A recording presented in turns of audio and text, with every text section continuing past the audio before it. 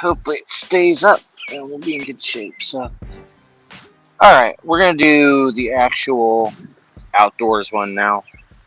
Because I realized that this hour that I've been out already, streaming, talking, and everything like that, my mic wasn't working. So you heard none of it. But we're online now. We're out here at a spot that I'm always able to catch stuff at. I've already caught 2 trout and a little creek chub over here. And there's a bunch more creek chubs swimming around right here. So we'll see if we can get one real quick. But we're going to be doing another outdoor episode here. And specifically this time we're going to be talking about a topic that got brought up towards the end of Kingdom on the Road last Friday. So we had somebody ask the question about pastor dress code and things like that. And it's a hot button issue in general. Oop, we almost had one already. It's a denomination dependent one in some cases. But it's an important one to talk about when it comes to we got catfish. Looks like. Oh, nope, he let go.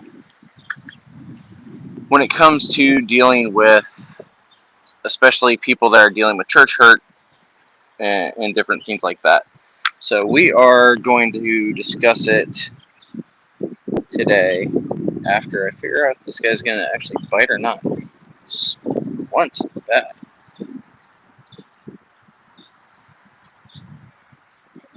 He has ripped that worm to shreds already.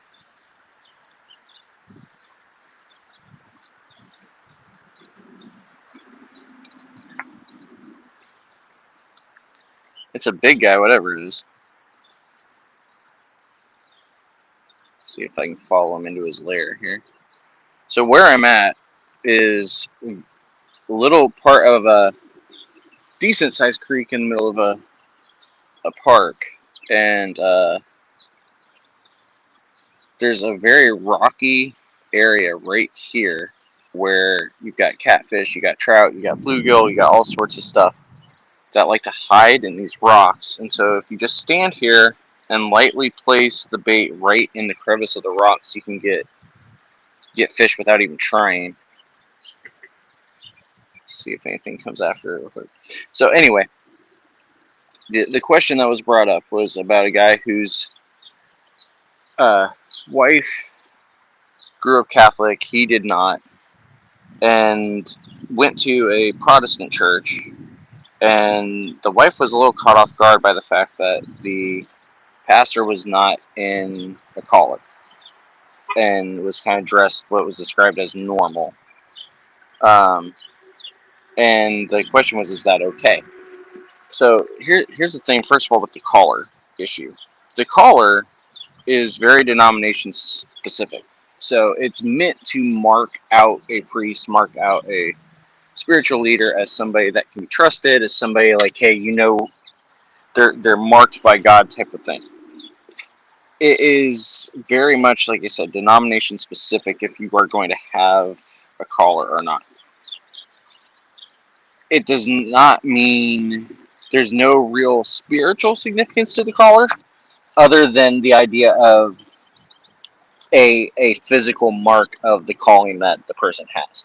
So it's just supposed to be an easy way of identifying people.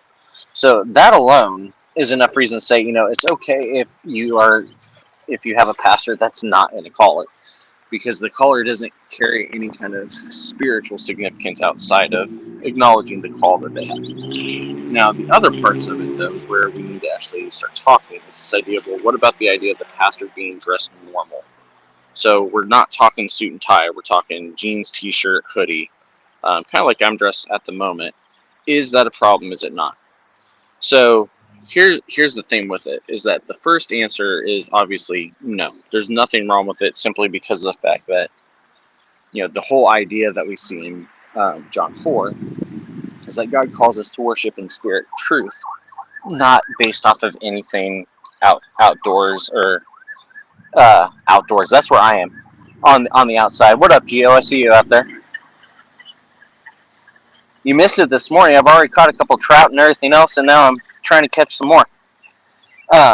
But anyway, we we got into this discussion a little bit at the end of King of the Road, like I said, because Joe and I definitely are not ones that anybody would think pastor just looking on the outside. We wear hoodies, we're athletes. We don't, we are not ones that people are going to stereotypically look. It's like, oh yeah, there's a pastor right there. The outward appearance is not something that matters in terms of things outside of a couple of other key pieces and issues that we're going to get into as we go, because there is another layer to the dress code discussion that often doesn't get talked about. Actually, there's a couple layers that don't get talked about, and so we're going to talk about them now, because why not? So, like we said, John 4 is where we get the fact that the dress code is not that big of a deal, because it's not about outward appearance, it's about spirit, it's about truth, it's about the heart of worship, all that kind of stuff. The unfortunate thing is that we do have certain denominations within the U.S., not even just the U.S., in the West, that will say that if you don't have a tie on, for instance, you're not supposed to be preaching. That a suit and tie is a mark of, I don't even know what the mark would be, righteousness, holiness type of thing. And that if you're not willing to dress that way when you preach, then you obviously are not worthy of actually preaching, because it shows you don't care about God and yada, yada, yada, yada, yada. The problem with that, though, is that they're neglecting the fact that in today's world, most people are not walking around suit and tie. Most people are walking around in jeans, t-shirts, hoodies, everything else. So the idea that it's a sign of disrespect is very much a cultural thing that is pretty much gone within the rest of society. The rest of society is not worried about if you're in a suit and tie all the time or not, unless you're in a business setting or something like that. Your dress does not show how much you care about God. What it shows is, how much you care about God is the things that we've talked about all the time. So what Jesus says shows that we love God is how we love other people. So it's, oh, we got one. Little creek chub. Don't know if you can see it or not. Little creek chub there.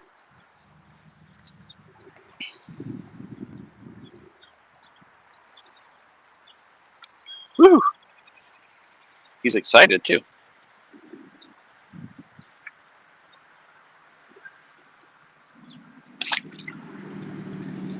What shows how much you actually care about God, how much you love God, is all in the in how you act, how you treat each other, how much you love one another. That's how we're identified as disciples. That's how we're identified in the fact that we love God, is in how much we love one another.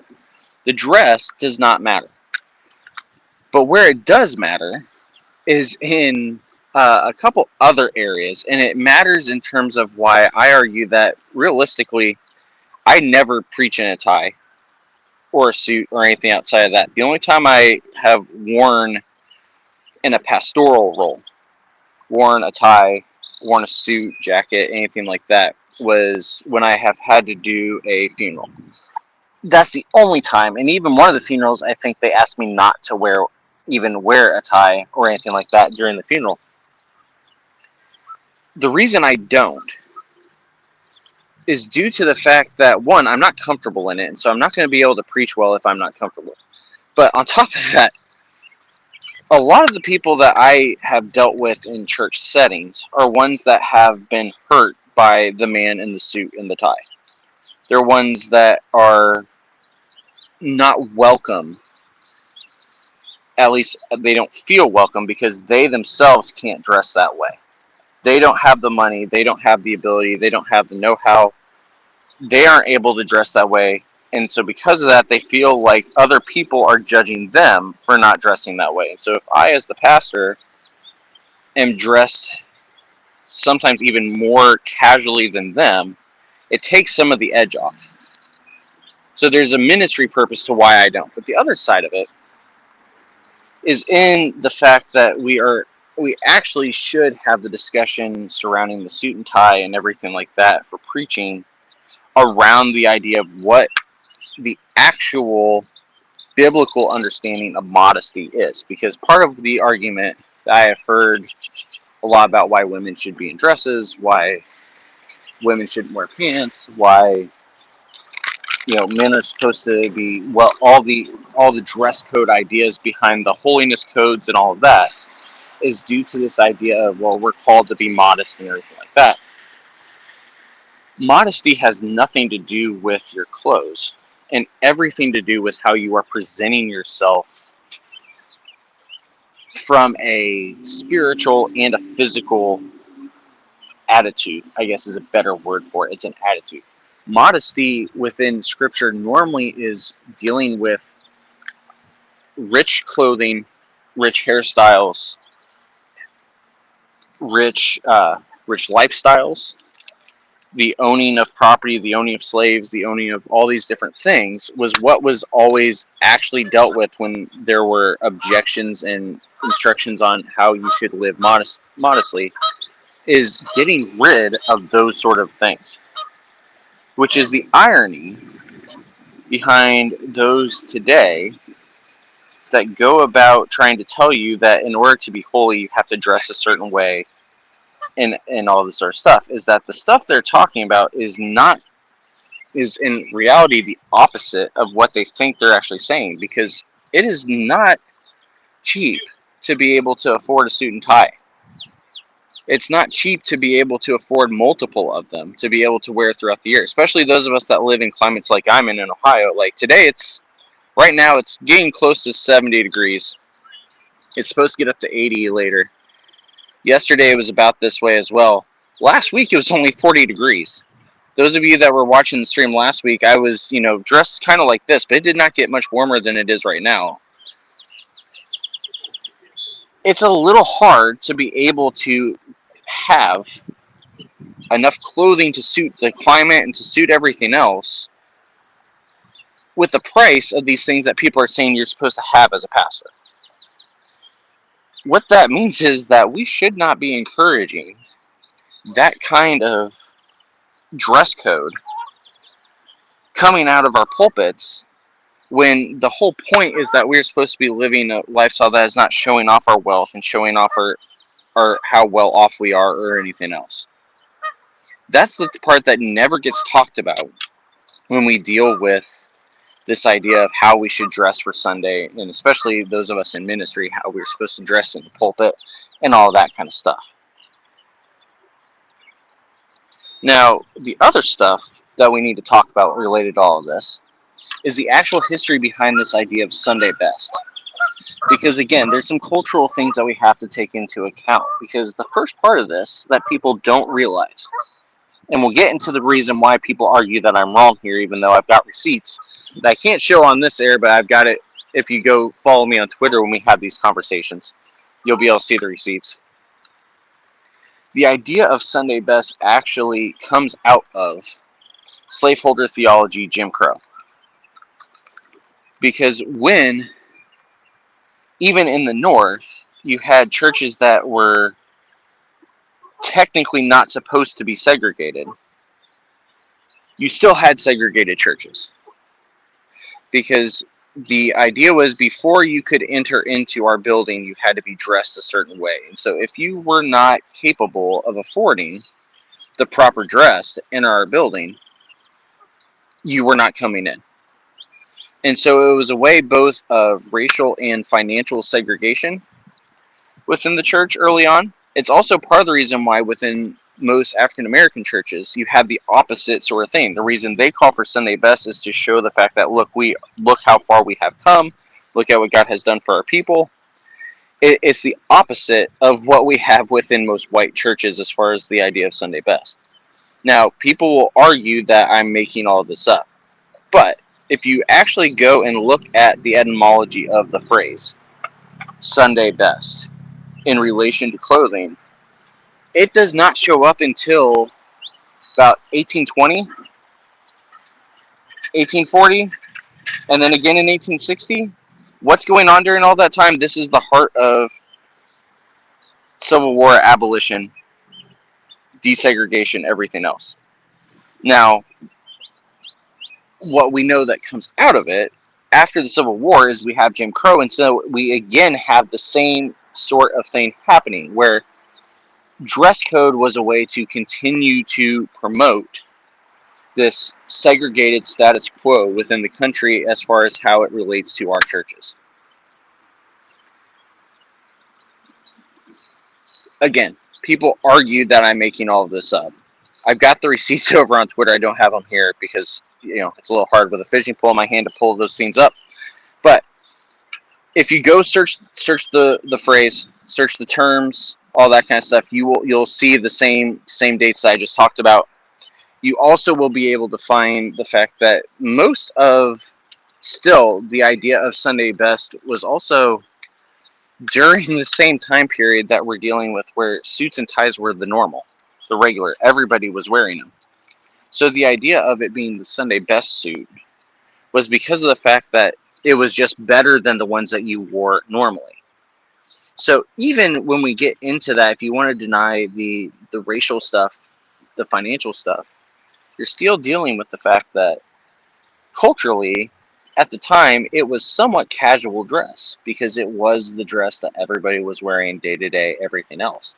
It was just a little bit of a cleaner cut one, a little bit better looking one, everything like that. So, all that to say, the dress code stuff is it's very annoying for me because me as somebody that doesn't like to wear that kind of stuff anyway, having to constantly hear people claim that stuff that I was preaching would have been accepted if I had been in a tie, if I had been in a suit, as opposed to coming in jeans.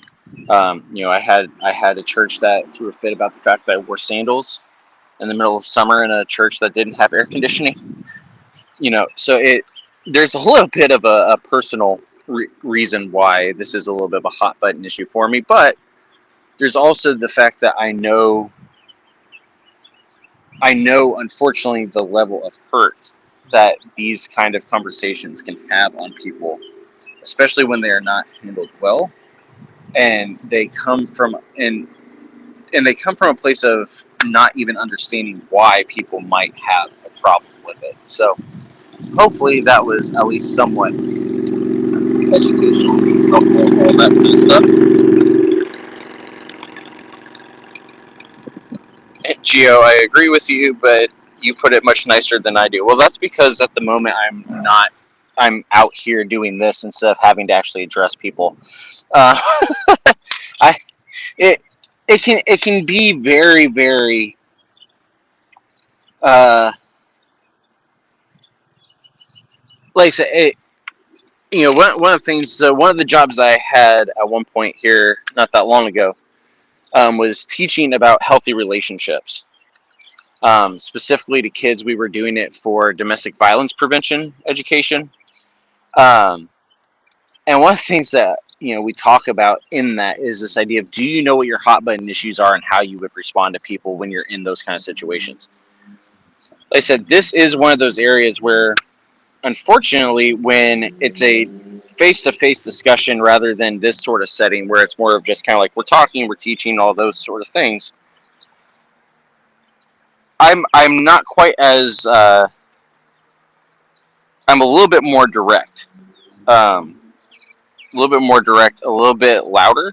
Not yelling because this is not a thing that needs yelling, but I'm much more direct. I'm much more. Do you not see what you are doing here? Do you not see the people that you're hurting here?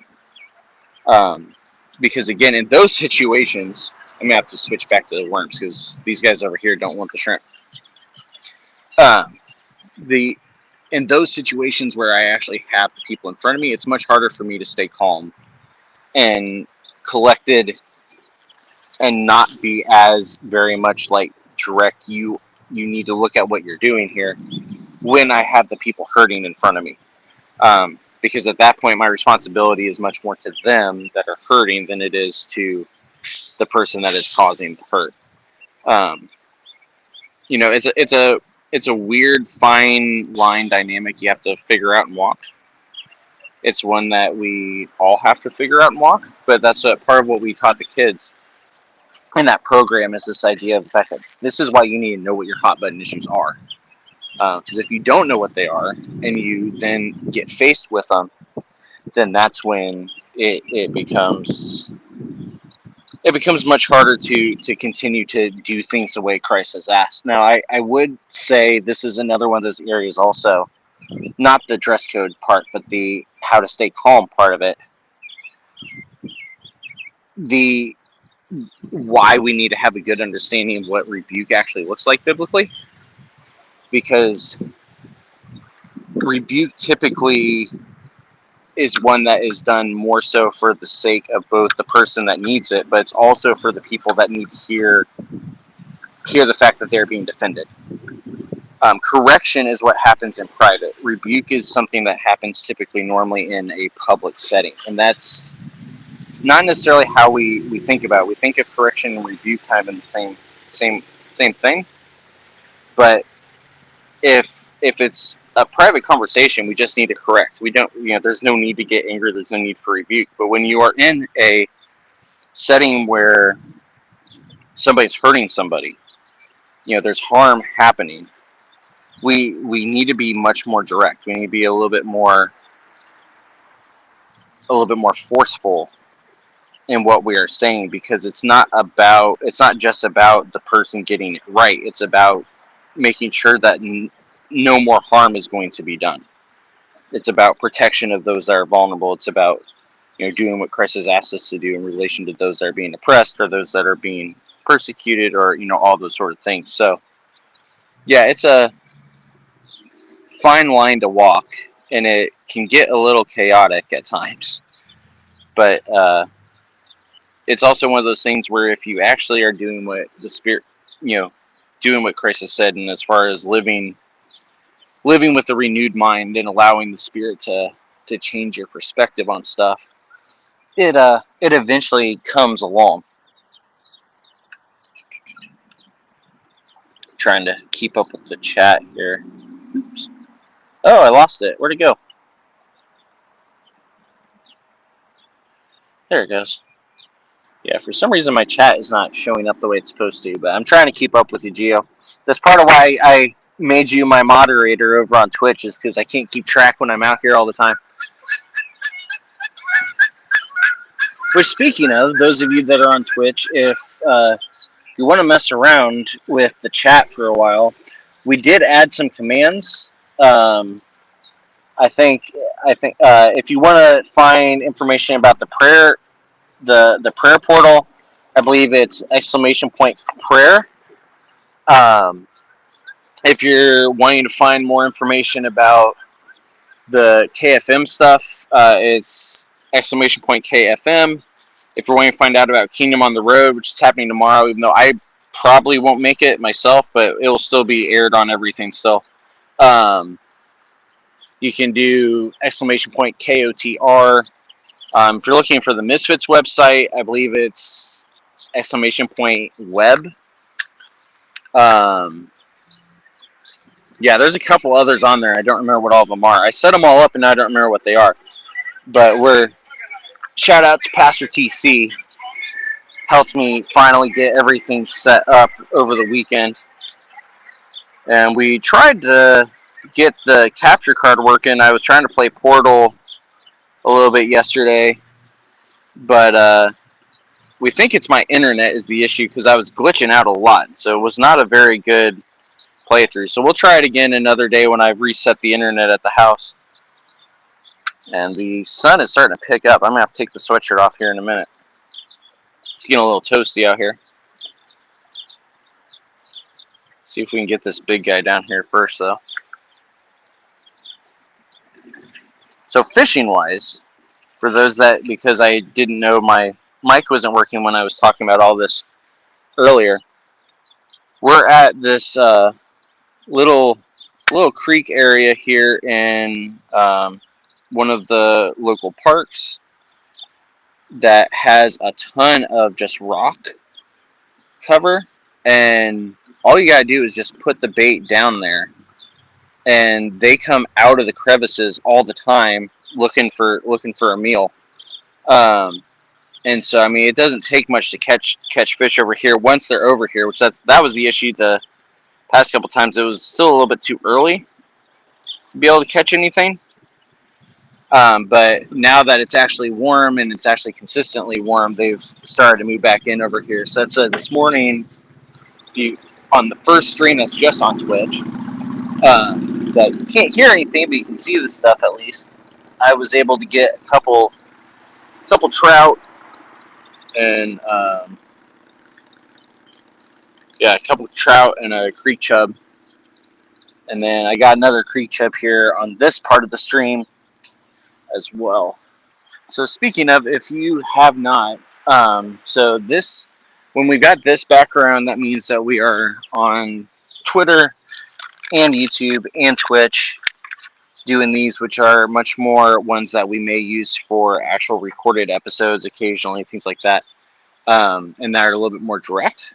So if you have something you want us to talk about, just let us know in the chat and we'll do that. We're going to actually have a regular schedule for this here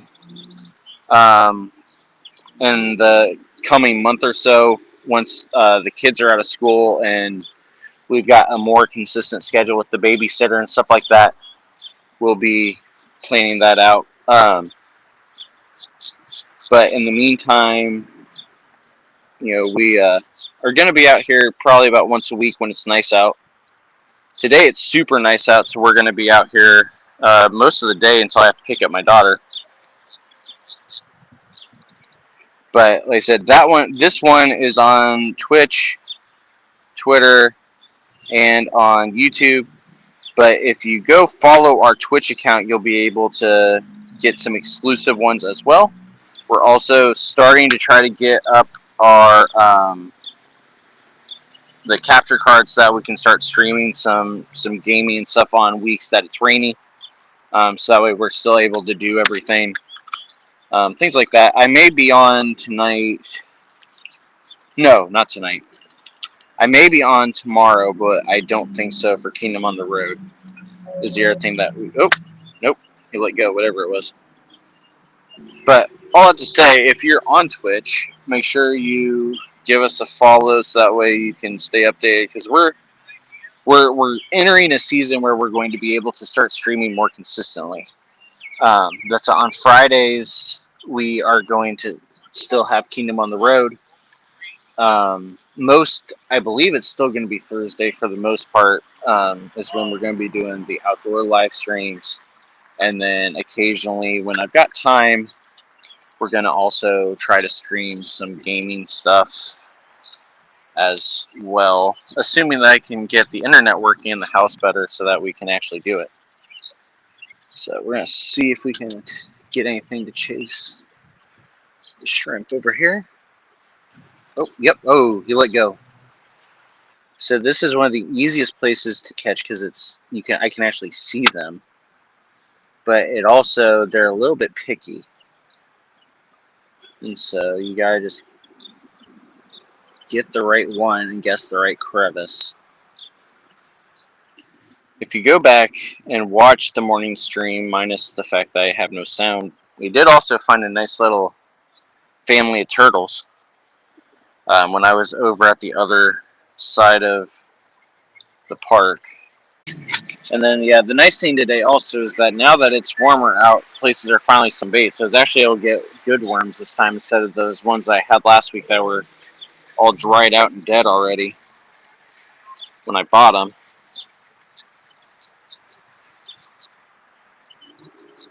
So hopefully we're going to actually have successful streams here moving forward. So we may move over to the main pond here soon, just to see. We'll hang out over here for a little bit longer.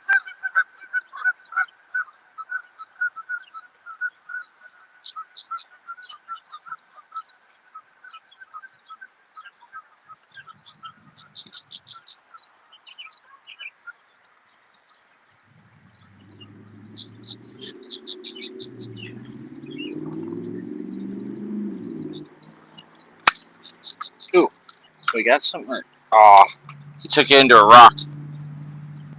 He got stuck. Oh, they stole my worm.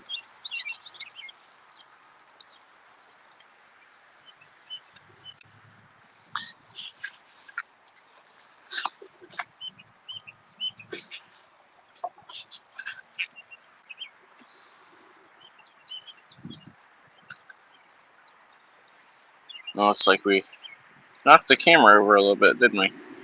My bad. There anything over there?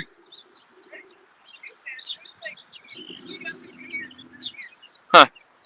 Well, maybe we're going to go across the bridge here in a little bit.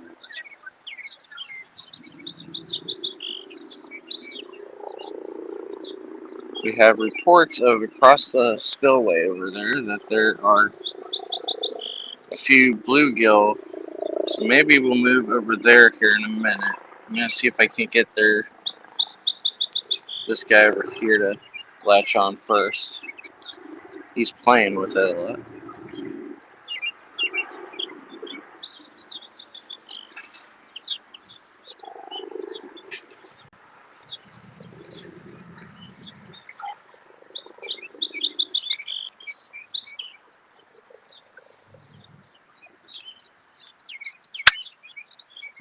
Alright, so I think that's what we're going to do, guys. We're going to walk over to the other side and just see if there's anything over there. And then if not, we will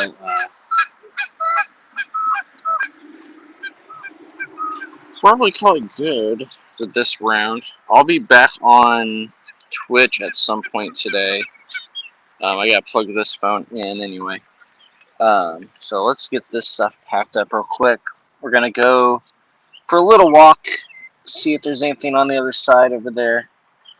Again, don't forget tomorrow, everywhere you're watching right now, is Kingdom on the Road.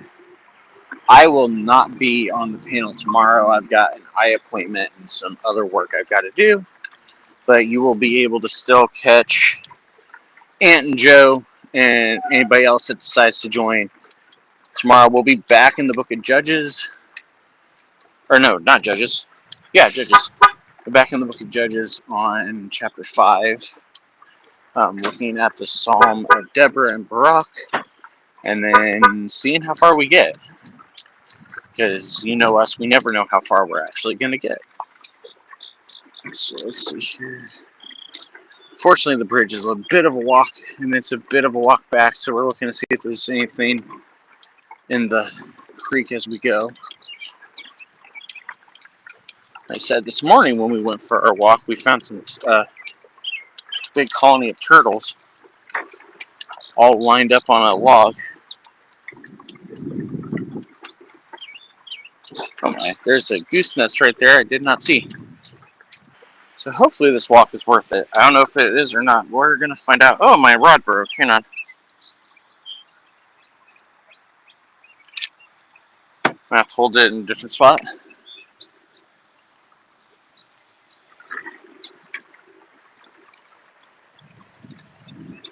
So yeah, let us know if there's any other topic type stuff you want us to cover, want us to hit at any point. That's why we're doing these. Besides the fact that I already plan on being out in the summer when it's nice out and I have the opportunity. It also is a good opportunity to do these kind of discussions and talks and stuff in a way that's a little bit different than your normal Bible study settings, even the normal Kingdom on the Road stuff where we're in more of a let's see if there's anything here at the spillway real quick. Occasionally, ooh, yeah. We got some guys over here. We'll throw in here once we check out that other spot, because there's definitely a couple bigger guys in there. So we'll see how well I can do this year. Last year, for 2024, on New Year's Eve, I caught fish 100 for the year. So we'll see. Okay, and I didn't get started last year until May.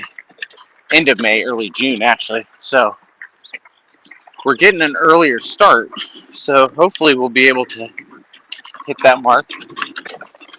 Almost back to where we started, realistically, just across the creek. See if there's anything worth actually coming over here for or not.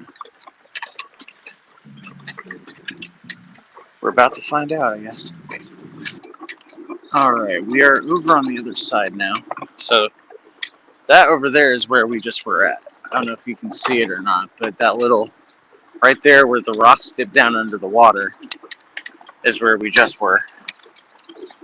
And so now we're gonna see what those kids were talking about. Well, there's a scooter in the water. There is nothing over here. Don't know what they were talking about.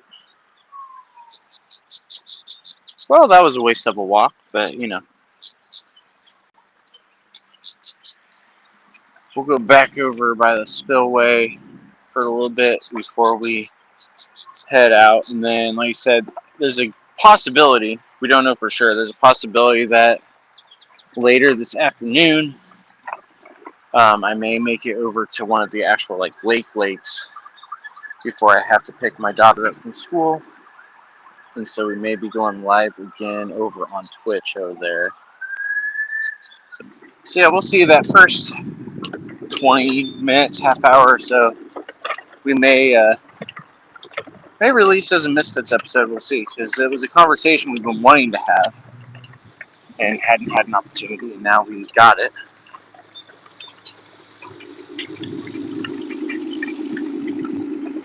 So if you were not part of the live recording yesterday, we also announced we are working on getting the website updated.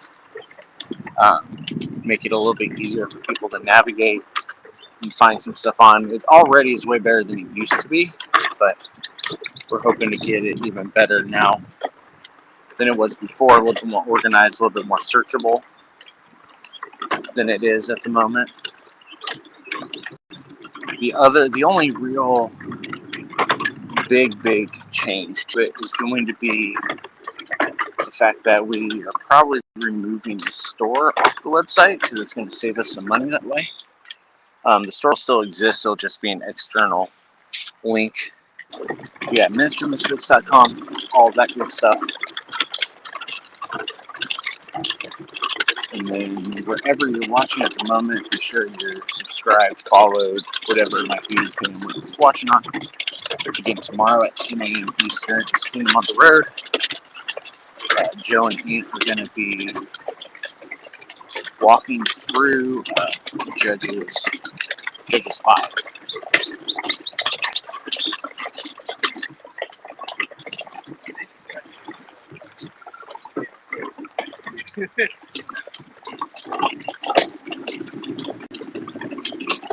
And then we're hoping that next Wednesday, again, we'll be doing another live recording. We think it'll be with Jake Dobrins, looking at what idolatry actually is, because it's been a topic that has come up quite a bit on just about all of our channels recently, is people questioning whether or not something is actually idolatry or not. So we're going to look at that, talk about it, about why we don't want to acknowledge that some stuff is idolatrous, why we have a problem with admitting that, beyond the just obvious that we don't like to admit when things are bad. Let's see if there's anything still over here. Oh, no, that's a turtle, not a fish. Little box turtle. You don't want to get that on the line. So we're going to actually, real quick, go back up where we started this morning, since we're already almost there. Which, those of you that were not on the early stream have no idea what I'm talking about. There's a spot up here that is where the creek runoff is. And there were some big big bass that you could just see. They were floating near the top, but just couldn't get them to latch on. So we'll just see what's going on over here real quick, and then for those that want to know where I'm at, I don't know if you can see it. Actually, here, we'll do it this way. I'll go switch the camera on this. See if that works. Yeah. So this is where we're at. That right there is the McKinley Monument. It's the resting place of President William McKinley. So if you want to know where I'm at, you can figure it out based off of the fact that right there is the McKinley Monument and the McKinley Museum's over there. So yeah, if you were wondering, that's where we're at. On the other side is the Pro Football Hall of Fame. Oh, there's a little baby turtle. Sunbathing. Now that I know how to switch the camera around.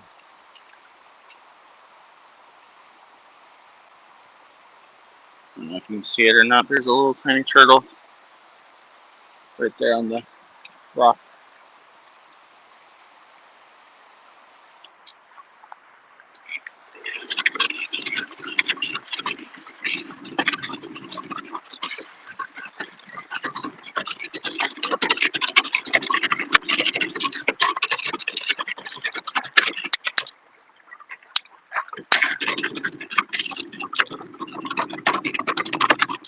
There's a bunch of bluegill right here. We'll see what we can do for a little bit over here, and then call it good for now. So, should be able to see there.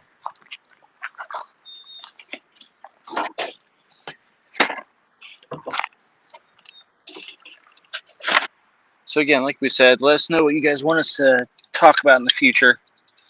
All that good stuff. That way we know what we should cover while we're out here doing this kind of stuff.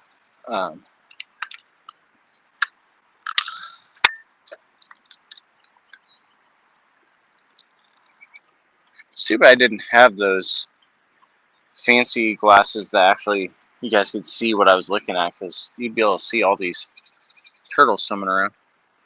So again, don't forget, Kingdom on the Road tomorrow.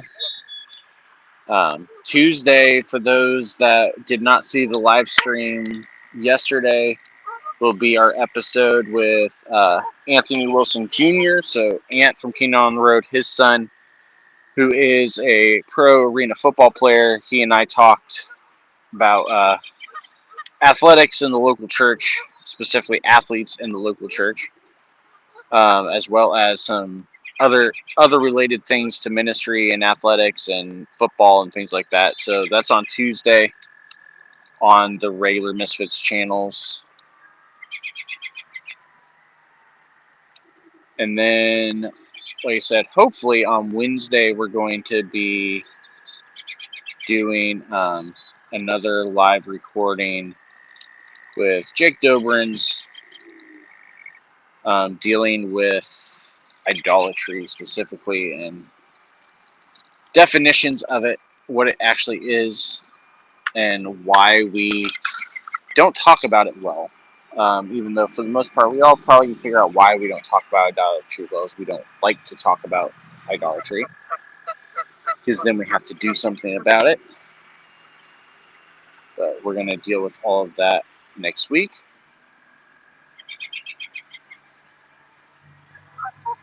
There's some action over here right by where I threw the shrimp in, but I don't know if I'm going to get anything to bite. I'll have to see.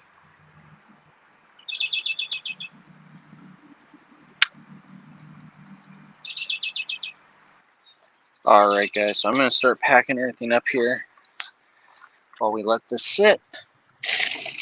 And then, like I said, we should be back online, at least over on Twitch here this afternoon.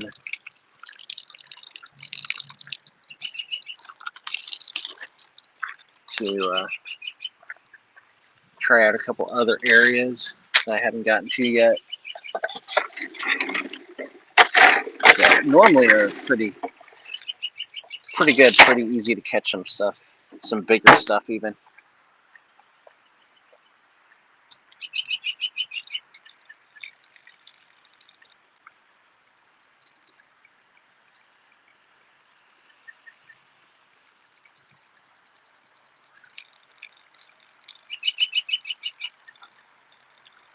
So hopefully also I'll actually be able to pull the clips of those trout I caught earlier. See if anything goes after that. Alright guys, I'm going to be heading out. Again, check out tomorrow, Kingdom on the Road, 10 a.m. Eastern, wherever you're watching at the moment. And then those of you that are Twitch guys, I'll be back on this afternoon, hopefully. Those of you that are not, you can check out that stuff. Make sure you go check out the website, ministermisfits.com. Also, kfmbroadcasting.com. And then if you've got a prayer request, make sure you check out our prayer portal over on the KFM site. So that's kfmbroadcasting.com/prayer. There is something very big out here.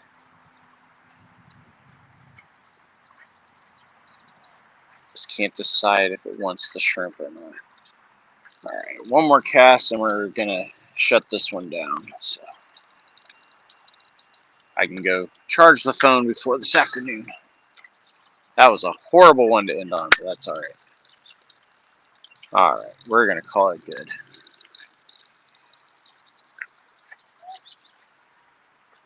Literally just hit a fish in the face with it. See if I can get...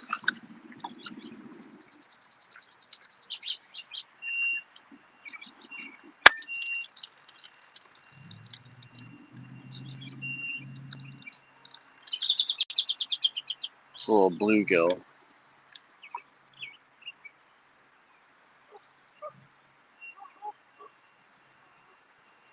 Oh, sees it now. He's thinking about it. Oh, he ran the other way. Alright, we will catch some of you guys later. The rest of you guys hopefully will tune in tomorrow for Kingdom on the Road with Joe and Ant. And we will talk to you when we see you.